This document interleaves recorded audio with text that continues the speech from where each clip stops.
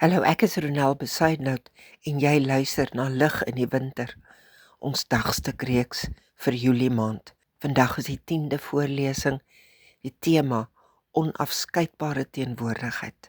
Ons teks vir vandag kom uit Lukas 24 vers 15.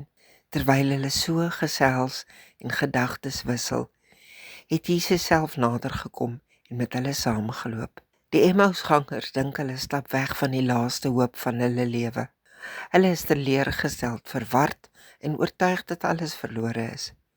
Maar wat hulle nie besef het nie, is dat hoop elke tree saam met hulle loop. Dit is een van die mooiste ironieë in die Bybel. Hulle praat oor hom, hulle verlang na hom, hulle mis hom, terwyl hy elke tree saam met hulle gee. Jakob moes hierdie selfde waarheid ontdek toe hy uitgeroep het: Die Here is op hierdie plek en ek het dit nie besef nie. Dikwels besef ons eers later hoe naby God werklik was. Ons kyk terug, ons sien dat hy ons deur die donker tyd gedra het, selfs toe ons gedink het hy is stil. Die grootste wonderwerk op die Emmauspad was nie dat die disippels antwoorde gekry het nie. Dit was dat hulle nooit alleen geloop het nie. En dieselfde is vandag waar van elkeen wat aan hom behoort.